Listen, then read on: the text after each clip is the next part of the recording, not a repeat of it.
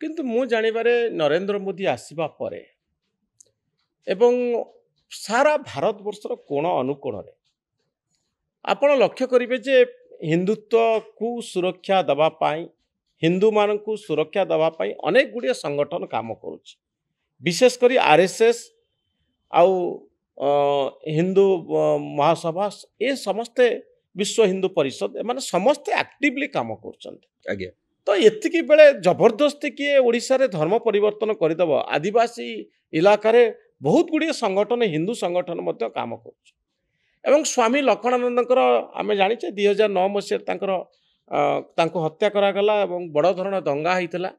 କିନ୍ତୁ 2014 ମସିହା ବେଳକୁ ଆପଣ ଦେଖିବେ ଓଡ଼ିଶାରେ ଧର୍ମ ପରିବର୍ତ୍ତନ ସମ୍ପର୍କୀୟ ବଡ଼ କିଛି ଅଭିଯୋଗ ଆସିନି। ତ ସେତେବେଳେ ଆପଣ ବିଜେପି ଗଭର୍ଣ୍ଣମେଣ୍ଟ ଆସିଲା ବେଳକୁ ଆପଣ ଗୋଟେ ଫିଲ୍ମ ଆଣୁଛନ୍ତି ତା ନାଁ ଦେଉଛନ୍ତି ସନାତନୀ ଏବଂ କନସେପ୍ଟ ହେଉଛି ଧର୍ମ ପରିବର୍ତ୍ତନ ଯେଉଁମାନେ କରୁଥିଲେ ହଁ କରିଛନ୍ତି। କିନ୍ତୁ ବର୍ତ୍ତମାନ ନରେନ୍ଦ୍ର ମୋଦି ଆଉ ବିଜେପି ସରକାର ସମୟରେ କିଏ ଚେଷ୍ଟା କରିବ ଏସବୁ କାମ କରି ଜେଲ୍ ଯିବା ପାଇଁ? ଦେଖନ୍ତୁ ଆଜ୍ଞା ମୁଁ କହିଦେବି ବହୁତ ଲୋକ ମାନେ ଦର୍ଶକ ମାନେ ଜାଣି ନାହାନ୍ତି ହୁଏତ ବହୁତ ଲୋକ ନ ଜାଣିକି ବହୁତ କଥା କହୁଛନ୍ତି ସୋସିଆଲ ମିଡ଼ିଆରେ ଖାସ କରିକି ତାଙ୍କ ସମ୍ପ୍ରଦାୟର କିଛି ୟୁଟ୍ୟୁବର ସେମାନେ ଆଗେ ଷ୍ଟଡି କରିବା କଥା କ'ଣ ପାଇଁ ନା ଆମେ 2022-23 ବେଳେ ଫିଲ୍ମଟି କରିଥିଲୁ। ଫିଲ୍ମର ନାଁ ଥିଲା ହେ ରାମ କର୍ମ ହିଁ ଧର୍ମ। ସନାତନୀର ନାଁ ଥିଲା ହେ ରାମ କର୍ମ ହିଁ ଧର୍ମ। ଆମର ଅଛି ୟୁଟ୍ୟୁବରେ ଏବେ ବି ଅଛି ମୁହୂର୍ତ୍ତେ ଆମେ କରିଥିଲୁ ରାମ ମନ୍ଦିରରେ। ସେତେବେଳେ ତ ଗଭର୍ଣ୍ଣମେଣ୍ଟ ନଥିଲା ବିଜେଡି ସରକାର ସମୟ। ଆଜ୍ଞା ସେତେବେଳେ ଆମେ କୋଉ ସରକାରଙ୍କୁ ଦେଖିକି କାହାକୁ ଦେଖି କରିନଥିଲୁ କ'ଣ ପାଇଁ ଏଟା ନିଛକ ସତ କଥାଟିଏ। ଆଉ ଆମ ଡିରେକ୍ଟର ଯିଏ ଅଛନ୍ତି ବାସୁ ଭାଇ ତାଙ୍କର କଥାଟି ତାଙ୍କ ଚରିତ୍ରଟି ମୁଁ ପ୍ଲେ କରୁଛି। ଆଉ ଯେହେତୁ ଆମେ ଗୋଟେ କମର୍ସିଆଲି ଫିଲ୍ମ କରିଛୁ ସେଥିରେ କିଛି କିଛି ମାତ୍ରାରେ ଆମେ ଫିଲ୍ମର ଟଚ୍ ଦେଇଛୁ କିନ୍ତୁ ଆମର ମେନ୍ ସ୍କେଲିଟନ ମେନ୍ ମୁଦ୍ଦାଟି ଆମର ଓରିଜିନାଲ। 2022ରେ 23 ଲାଷ୍ଟ ବେଳକୁ ଆମେ ଯେତେବେଳେ ଫିଲ୍ମଟି ସାରିଲୁ ଆମେ ସେନ୍ସରରେ ଆପ୍ଲାଏ କରିଥିଲୁ ଓଡ଼ିଶାରେ କିନ୍ତୁ ଆମକୁ କିଛି ମାତ୍ରାରେ ସେନ୍ସର କଟ୍ସ ମିଳିଥିଲା କାଟିବା ପାଇଁ ଯୋଉଟାକି ଆମ ଡିରେକ୍ଟର ଯେହେତୁ ତାଙ୍କ ଭିଜନ ତାଙ୍କର ପଏଣ୍ଟ ଅଫ୍ ଭ୍ୟୁରୁ ସବୁ ତିଆରି ହେଇଥିଲା। ସୋ ସିଏ କହିଲେ ଯେ ନାଇଁ ମୁଁ ଆକ୍ସେପ୍ଟ କରିବି ନାହିଁ। ସୋ ସେନ୍ସର ବୋର୍ଡ କ'ଣ କରିଥିଲା ନା ବମ୍ବେକୁ ସିଫ୍ଟ କରିଦେଇଥିଲା। ଆମେ ତାର ବି ଗୋଟେ ପ୍ରେସ୍ ମିଟ୍ କରିଥିଲୁ ଯେଉଁମାନେ ବି ଏବେ ବିରୋଧ କରୁଛନ୍ତି ସେଗୁଡ଼ା ଟିକେ ଆଗେ ଦେଖିବା କଥା। ଆମେ ବମ୍ବେକୁ ସିଫ୍ଟ କରିଦେଇଥିଲେ। ବମ୍ବେରେ ବହୁତ ଷ୍ଟ୍ରଗଲ ଆମେ ସେନ୍ସର ବୋର୍ଡ ଆକୁ ଅବଜେକ୍ସନ କରିନଥିଲା। ସେ 3-4ଟି ପଏଣ୍ଟ କହିଥିଲା କାଟିବା ପାଇଁ ଯୋଉଟା କି ତାଙ୍କ ଗାଇଡଲାଇନରେ ନଥିଲା। ଆମେ ନୁହଁ ଆମ ଡିରେକ୍ଟର କ'ଣ ପାଇଁ ନା ଡିରେକ୍ଟରଙ୍କ ପଏଣ୍ଟ ଅଫ୍ ଭ୍ୟୁ ଥିଲା ଡିରେକ୍ଟରଙ୍କ ଚିନ୍ତାଧାରା ଥିଲା ଯଦି ପଏଣ୍ଟ ଗୁଡ଼ା କଟା ଯାଇପାରେ ହୁଏତ ମୁଁ ଯୋଉ ଭାବିଛି ମୋ ମୁଣ୍ଡରେ ଯୋଉ କଥାଟି ଚାଲିଛି ହୁଏତ ସେଇଟା ସାମ୍ନାକୁ ନ ଆସିପାରେ। ଆପଣଙ୍କ ଡିରେକ୍ଟର କ'ଣ ଆର୍ଏସ୍ଏସ୍? ନା କମ୍ପ୍ଲିଟଲି ଗୋଟେ ଡିରେକ୍ଟର ଆମର ତାଙ୍କ ଫାଷ୍ଟ ଫିଲ୍ମ ଏଇଟା। ସେ ଆଗରୁ ବହୁତ ଗୁଡେ ସିରିଏଲ୍ସ କରିଛନ୍ତି କିନ୍ତୁ ଫାଷ୍ଟ ଫିଲ୍ମ ହିସାବରେ ତାଙ୍କର ଫାଷ୍ଟ ନିର୍ଦ୍ଦେଶନା। ତ କୋଉ ସିନ୍ ଗୁଡାକ କାଟିବା ପାଇଁ ଆପଣଙ୍କୁ ଓଡ଼ିଶାର ସେନ୍ସର ବୋର୍ଡ କହିଥିଲା? ଦେଖନ୍ତୁ ସେଇଟା ତ କହିପାରିବିନି ସେଟା ଯେହେତୁ ଗାଇଡଲାଇନର କଥା ମାନେ ସାମ୍ନାକୁ ତ ମୁଁ ଆଣିପାରିବି। ଯୋଉ ସିନ୍ କାଟିବା ପାଇଁ ଓଡ଼ିଶାରେ ଆପଣଙ୍କୁ ସେନ୍ସର ବୋର୍ଡ କହିଥିଲେ ମୁମ୍ବାଇର ସେନ୍ସର ବୋର୍ଡ କ'ଣ ସେ ସବୁକୁ ପାସ୍ କରିଦେଲେ? ନା ସେମାନେ ତାକୁ ବି କାଟିବା ପାଇଁ କହିଲେ ତା ସହିତ ଆହୁରି 2-3ଟା ଜିନିଷ ବି କାଟିବା ପାଇଁ କହିଲେ। ଆପଣ କାଟିଦେଲେ? ହଁ ଆମେ କାଟିଲୁ କ'ଣ ପାଇଁ ନା ଆମେ ବାଧ୍ୟ ହେଲୁ ମାନିବା ପାଇଁ। କ'ଣ ପାଇଁ ନା ଆମର ଯେହେତୁ 1.5 ବର୍ଷ ଫିଲ୍ମ ହେଇଯାଇଥିଲା ଟାଇମ୍ ହେଇଯାଇଥିଲା ଅଲରେଡି ଆଉ ଯେହେତୁ କମର୍ସିଆଲ ପଏଣ୍ଟ ଅଫ୍ ଭ୍ୟୁ ପ୍ରଡ୍ୟୁସରଙ୍କର ଗୋଟେ ପଇସା ବି ଇନଭେଷ୍ଟ ହେଇକି ଥିଲା ଫିଲ୍ମରେ ଆମେ ବି ଚାହୁଁଥିଲୁ ଫିଲ୍ମଟି ଯେତେ ଶୀଘ୍ର ପର୍ଦ୍ଦାକୁ ଆସୁ ଭଲ ହଉ।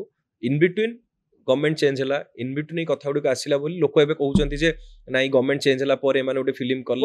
ସାଧାରଣ ଧାରଣା ପ୍ରକାଶ ପାଉଛି ଯେ ଭାରତୀୟ ଜନତା ପାର୍ଟିର ଫେଭର ପାଇବା ପାଇଁ ଆର୍ଏସ୍ଏସ୍ ର ଫେଭର ପାଇବା ପାଇଁ ଏମିତି ଗୋଟେ ଫିଲ୍ମ ତିଆରି କରାଯାଇଛି। ନା ବିଲକୁଲ ନୁହଁ ସେମିତି ଆଇଡିଓଲୋଜିକୁ ପ୍ରମୋଟ କରିବା। ନାଇଁ ଆଜ୍ଞା ସେମିତି ହେଇଥିଲେ ତ ଆମେ ଏବେ ଫିଲ୍ମଟି କରିଥାନ୍ତୁ କିନ୍ତୁ ଆମର ତ ଏଟା 2022ର ଫିଲ୍ମଟି ଆମେ ବି ତ ଜାଣିନଥିଲୁ ନା ଗଭର୍ଣ୍ଣମେଣ୍ଟ ଚେଞ୍ଜ ହବ ବିଜେପି ଆସିବ କି ଆର୍ଏସ୍ଏସ୍। ବିଲକୁଲ ବି ସେମିତି ନୁହଁ ଏବେ ବି ସେମିତି ନାହିଁ। ଆମେ ଫିଲ୍ମଟି କେବଳ କୋଉ କାହା ପାଇଁ ଗୋଟେ ବନେଇନୁ ଆମେ ସାରା ଓଡ଼ିଶାବାସୀଙ୍କ ପାଇଁ ବନେଇଛୁ। କାଲି କିଛି ଭାଇ ମତେ ପ୍ରଶ୍ନ କଲେ ଆପଣ ତ ହିରୋ ହଉଛନ୍ତି ଆପଣ କାହିଁ ଏଇଭଳିଆ ଫିଲ୍ମଟି କଲେ କ'ଣ ପାଇଁ ନା ଖ୍ରୀଷ୍ଟିଆନ ସମ୍ପ୍ରଦାୟର ଲୋକ ଯିବେନି କାଳେ ଦେଖିବା ପାଇଁ।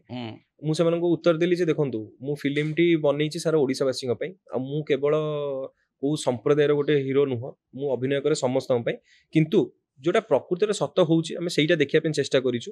ସେଥିରେ ଆମ ଧର୍ମ ବିଷୟରେ ବି ଆମେ ଦେଖେଇଛୁ ଯୋଉଗୁଡ଼ାକ ଆମ ଧର୍ମରେ ହଉଛି ଯେମିତି ଅନ୍ଧବିଶ୍ୱାସ ହେଇଗଲା ଗୁଣିଗାରେଡ଼ି ହେଇଗଲା ଆମେ ତାକୁ ବି ଦେଖିବା ପାଇଁ ଚେଷ୍ଟା କରିଛୁ ଫିଲ୍ମ ମାଧ୍ୟମରେ ତାକୁ ଦୂର କରିବାର ପ୍ରୟାସ ବି କରିଛୁ ଫିଲ୍ମ ମାଧ୍ୟମରେ। ସେଥିପାଇଁ ମୋର ସମସ୍ତଙ୍କୁ ଏବେ ବି ଅନୁରୋଧ ରହିବ 7 ଫେବୃଆରୀ ଫିଲ୍ମ ରିଲିଜ ହେଉଛି ଆଗେ ଯାଆନ୍ତୁ ଫିଲ୍ମଟି ଦେଖନ୍ତୁ ଦେଖିଲା ପରେ ମୋର ଆଶା ଓ ଦୃଢ଼ ବିଶ୍ୱାସ ମୁଁ ବୋଲି ନୁହଁ ମୋର ପୁରା ଟିମ୍ର ଆଶା ଓ ଦୃଢ଼ ବିଶ୍ୱାସ ଯେଉଁମାନେ ବିରୋଧ କରୁଛନ୍ତି ସୋସିଆଲ ମିଡ଼ିଆରେ ସେମାନେ ଆଗେ ଯାଇକି ଫିଲ୍ମଟି ଦେଖିବେ ଆଉ ସେମାନେ ଅନ୍ୟ ଲୋକଙ୍କୁ ବି କହିବେ ଯାଇକି ଫିଲ୍ମଟି ଦେଖିବା ପାଇଁ। କ'ଣ ପାଇଁ ନା ଆମେ ଧର୍ମ ବିରୁଦ୍ଧରେ କିଛି ବି ଦେଖେଇ ନାହୁଁ। ଧର୍ମ ପରିବର୍ତ୍ତନକୁ ଆପଣ ବିରୋଧ କରନ୍ତି? ନିହାତି ଭାବରେ କରିବା କଥା ମୁଁ ବୋଲି ନୁହଁ ଆପଣ ବି କରିବା କଥା ସମସ୍ତେ କରିବା କଥା।